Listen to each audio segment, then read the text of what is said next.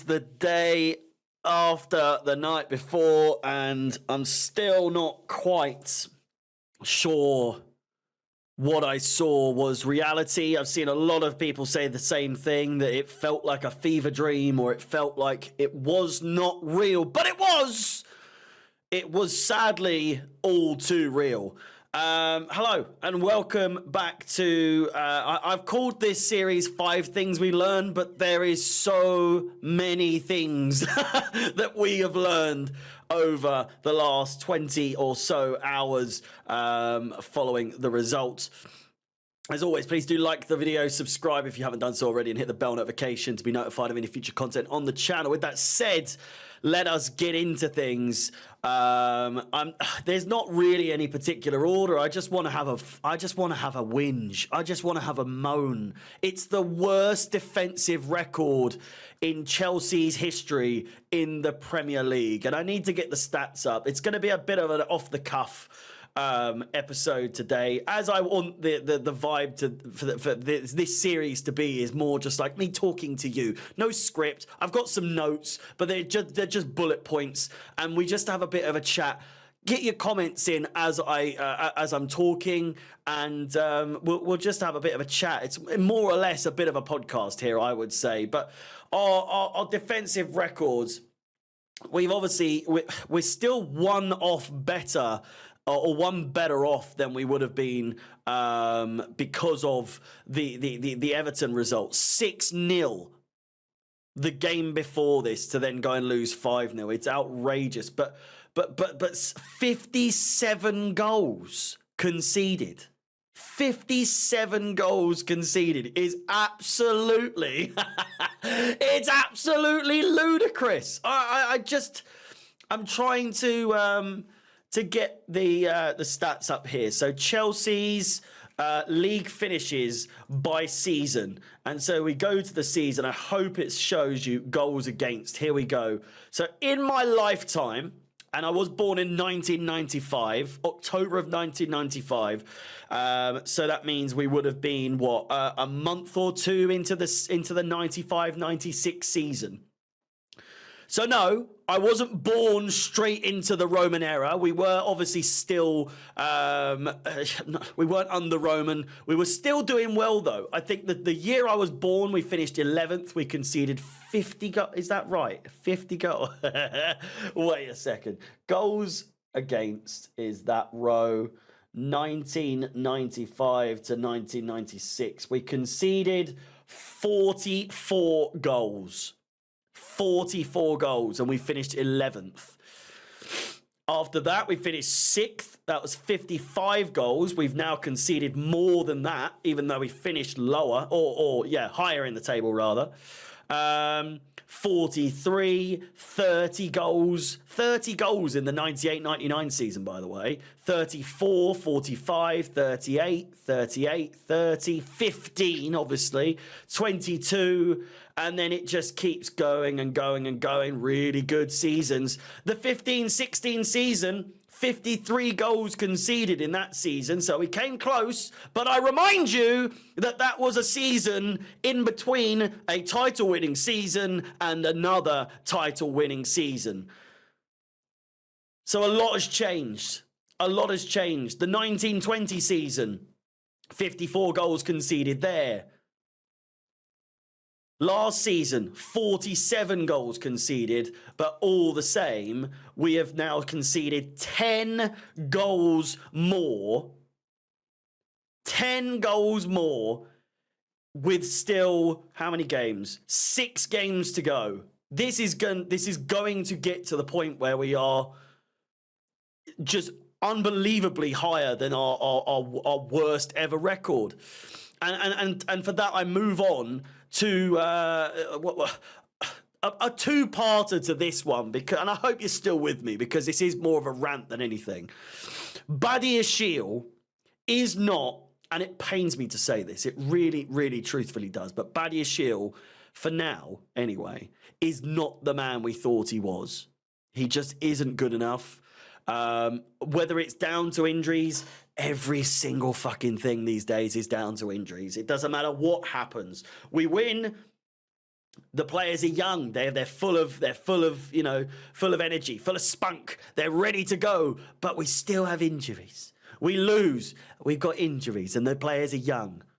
We draw against Burnley or Sheffield United. It's because they're young. It's because we've got injuries. How many excuses do you want? It is so tedious at this point. You've had so long to adapt, so long to overcome these issues. And we're still using those excuses, are we? Badiashile, once at the beginning of this season, I would say the first 5-6 games, easily my favourite player in the team. And for a defender to be my favourite player in the team, it speaks volumes as to how well he was doing. And goodness gracious me, he looks like a striker. Well, he doesn't look like a striker, but I'm trying to emphasize the fact here. He doesn't look like a defender. He doesn't look like a defender at all. And this leads into this another point within this point is that Pochettino doesn't have a clue. He doesn't have a Scooby-Doo how to set up a squad, and doesn't know how or when to make substitutions. I don't know if some of you that would have been watching the watch along yesterday, I had a full right before the Havertz first goal. It's a sackable offence just in itself, letting Havertz score. But in the build up to that, I was saying maybe, just maybe, you make a substitution as we're 2-0 down. Maybe try and soften the blow. Maybe try and pull some things back here.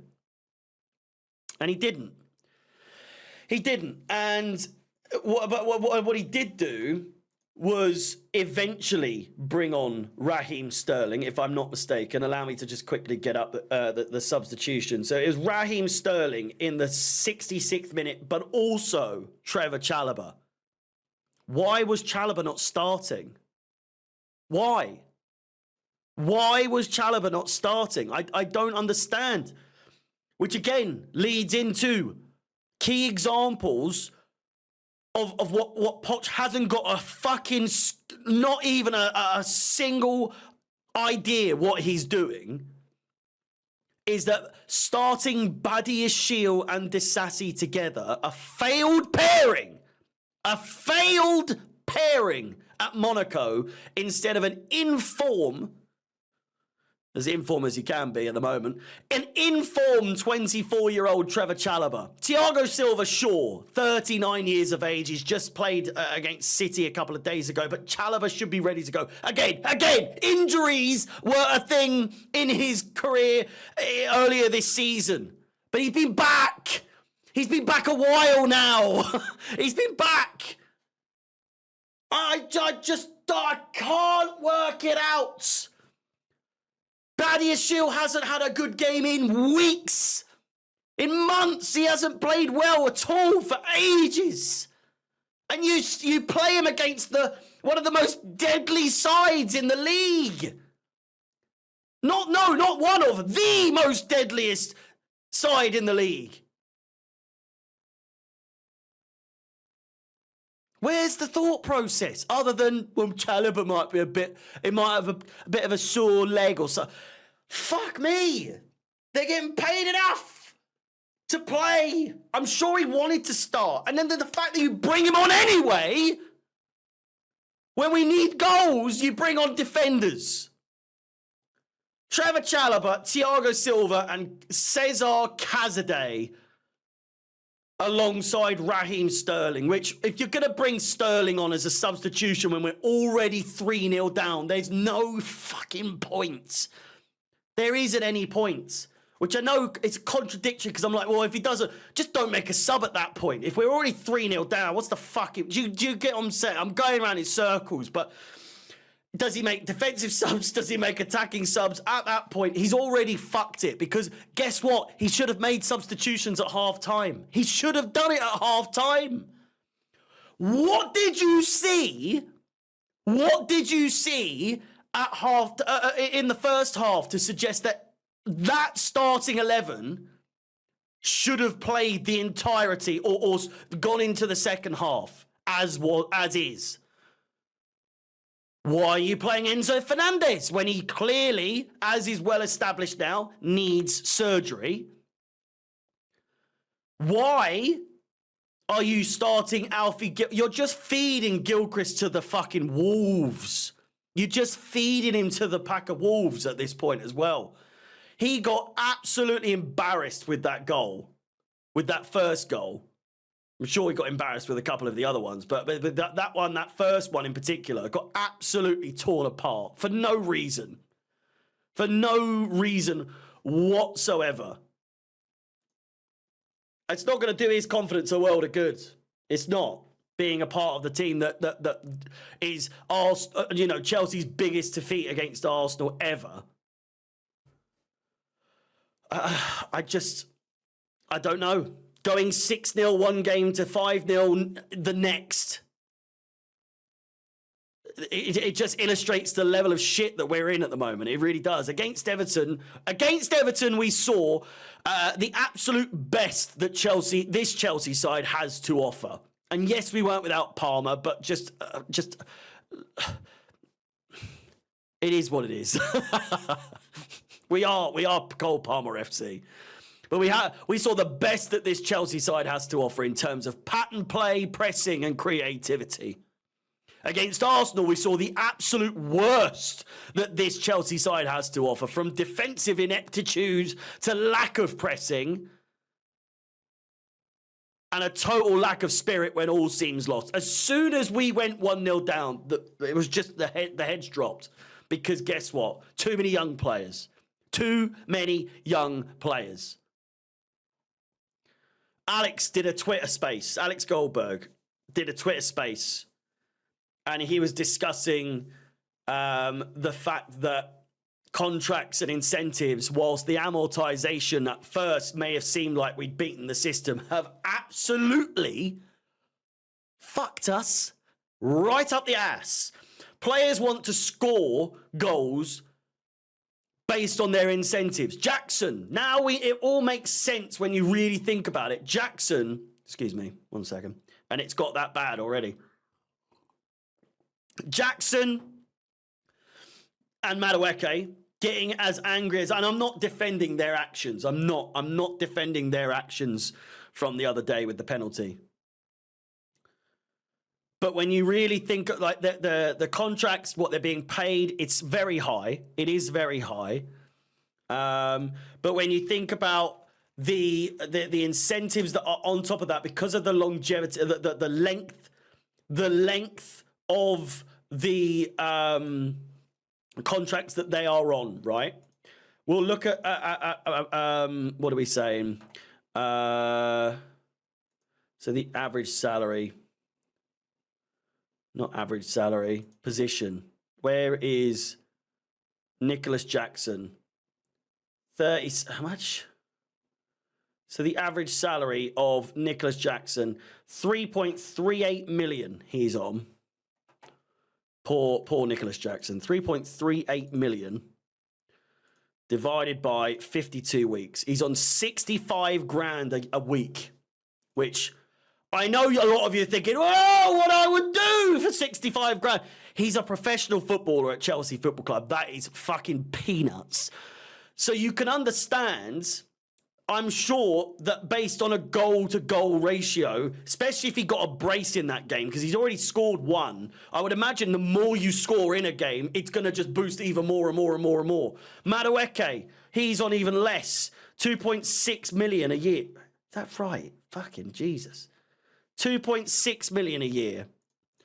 What's that? 2.6 million divided by 52. That's 50,000 a week. In terms of footballers, that is ass. And so I understand. I almost understand the desperation that they were showing in the fact that they want to score. But do you know what that leads to? Is what we saw. It leads to greed. It leads to lack of team mentality. It leads to an everyone for themselves sort of outlook. No one looked like they gave a fuck yesterday because there was nothing to fight for. We'd already lost when we went 1-0 down after 4 fucking minutes. None of them cared. The only people that cared might have been, you know, Thiago Silva, who for some reason got thrown into the game. For what reason? What reason would you bring Thiago Silva on? A lack of respect is what that is, bringing Thiago Silva into the fold with that. What's the point? What is the point? If he wasn't fit enough to play from the start, why are you bringing that old man on and making him go through that shit? What is wrong with you? What is wrong with you? I think that there's two more points I've got here, and then I'll wrap it up. And I appreciate all of you that have stayed this long. And I feel like I have landed a good amount of stuff here. This one's just a quick one. It's more of an observation that I think everyone has come to grips with now, and that is Jackson cannot be our striker next season. It was agreed. This has been agreed on for a while now. But he is absolutely useless. 10 goals or not, he is absolutely fucking useless in front of goal. I cannot believe that when there was this much goal to go for, and this is just based on the screen, where would it have been? Like this much of the fucking goal, and he's gone for this little bit here. What is wrong with you? Why are you trying to trick the goalkeeper? He ain't falling for that. You didn't need to trick him. If you fucking missed, you didn't even get on target. Raya didn't even have to make a save. You fucking missed the goal from 4 yards out with not a single geezer in front of you apart from the keeper. It's unbelievable. It really is unbelievable. Like, I know, in that position, me, and I played as a striker my whole life growing up, Sunday League. I would back myself 10 out of 10, fucking 7 days a week, 24 hours, you name it. Drop me in that situation. I'm at least kicking it at Raya. I don't get how the fuck he missed. I don't know if any of you still truly believe that Victor Osimhen's coming to Chelsea. You are deluded, by the way. I think that's where we're a bit fucked as well. Is that what incentive is there? What incentive is there for him to come to this club, whether Pochettino's here or not? I don't understand. I really don't. I don't know who's going to want to come to this club. We're going to be stuck with these goons that we've got. Whether they're injured, whether they're not, we're just stuck with this lot. The final point that I wish to make is that we are desperately in a bad position here. Not just in the league. I think, obviously, mathematically, we are still within a chance. If Manchester United somehow draw or lose, and likewise with Newcastle, they've still got to play each other as well. So we can only hope and pray that they drop points before then. And, of course, you know, they draw their game against each other. But we are it's not even about that. It's not even about this season. It's Chelsea Football Club as a whole. We are in such a bad position. And I was chatting with someone on my comments of my reaction video yesterday or today about, you know, I know if you're watching, I'm not trying to be like a dick, do you know what I mean? But I'm 28 years old. I am old enough to remember as far back as I would say Zola, just about. I grew up watching tapes that my dad obviously had, and that would have been watching the likes of Torre Andre Flo, Mikel Forcell, Gronkia, Petrescu, Graham Lasso, Frank Leboeuf, Desai. Like, there's so many players. Ed De Hoy was probably Cudicini. There's so many players that I understand me doing this as my job is triggering to people because they think, you've never been to a game. I've been to so many games in my life. I've seen so much in my lifetime with Chelsea Football Club. I've been doing this for 4 years.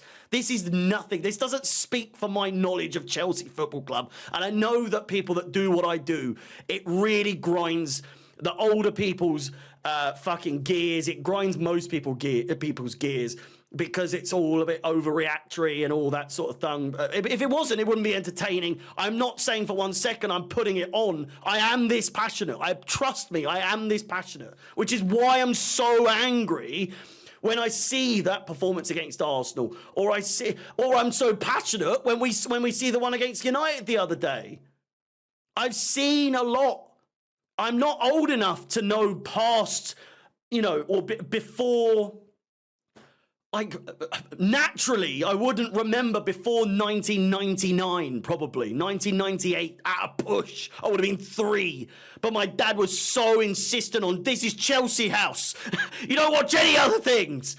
This is it. This is all you watch. And so I've grown up. I didn't have a choice. I didn't want a choice. I love Chelsea. It's one of those things in life that gives me what I want. And at the moment, it ain't. But that doesn't mean I'm going anywhere in terms of I'm not going to stop supporting Chelsea. My loyalty, it runs thick. I haven't got a choice anymore. Maybe when I was fucking 1 year old, I could have, I didn't really have a choice. But the point I'm trying to make is that out of everything I've seen, going back to that 15-16 season, we finished 10th or 11th, whatever it was, in between 2 title-winning seasons. That seemed like the worst that it could be. And then we bounced back with Conte. And then it's kind of gone down again and then come back up and we won the Champions League and the Europa League and all this other stuff. At the moment, we are in a really, really bad situation because we've now lost this bad to Arsenal. The fans are now officially lost. The match-going fans are lost. They don't give a fuck what the online fans think. They don't. I don't think they care what the match-going fans think. If we sack him, this is the dilemma we're in. If we sack him, we have to start over again, which means yet another season minimum to regroup.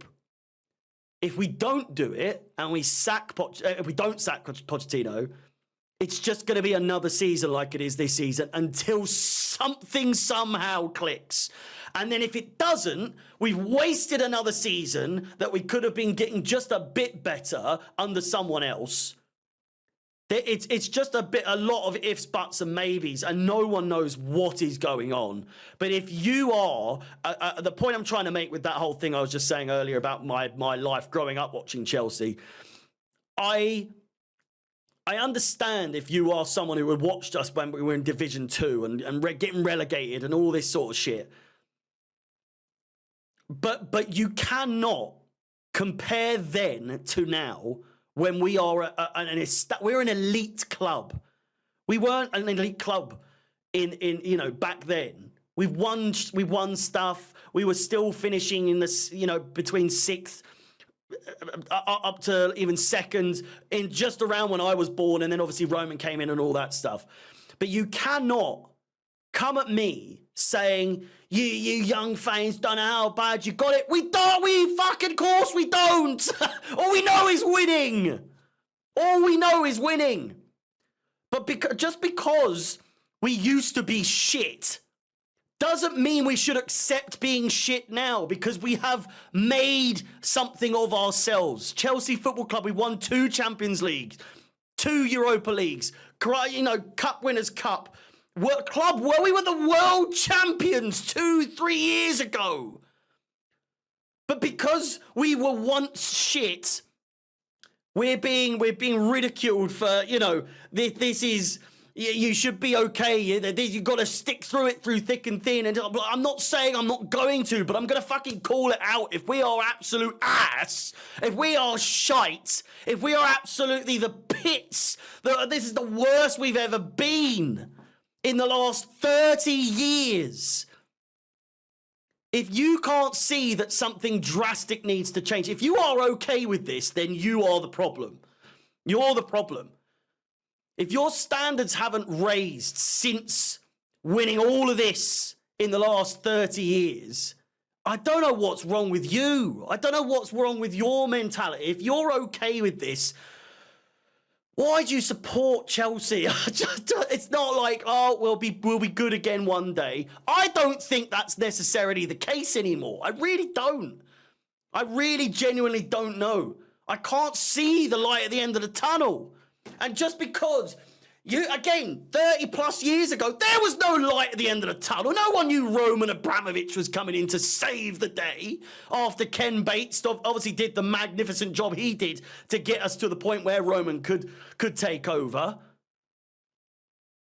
But there was no light at the end of the tunnel then. There isn't one now, but that doesn't necessarily mean that Roman's going to come in or that Bowley's going to turn this around. I'm lost.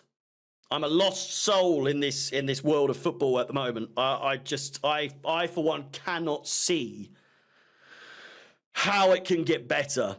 There are instances, yes, where we've shown against Everton we win 6-0. They are 16th, and yes, they've had their points deductions and all that, but they are still relegation battling.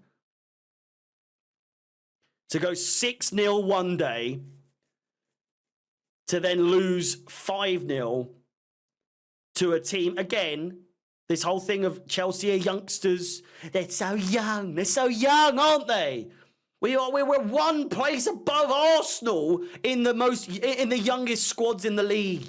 That argument doesn't fucking work anymore. It really doesn't. It really doesn't. I don't know where we go from here. I'm dreading Aston Villa. I really am dreading Aston Villa. They've lost 1 in their last 5 in the league. They're currently on a run of 2 wins, I believe, unless it goes the other way. Yeah, they beat Arsenal 2-0 at the Emirates, by the way. We're in trouble. We're in big trouble. We really are. But anyway, there's my my 5 things that we learned from Chelsea versus Arsenal. Please do like the video. It's been a long episode, a long journey. I've rambled on long enough. Enjoy the rest of your evenings or whenever you're watching this. We'll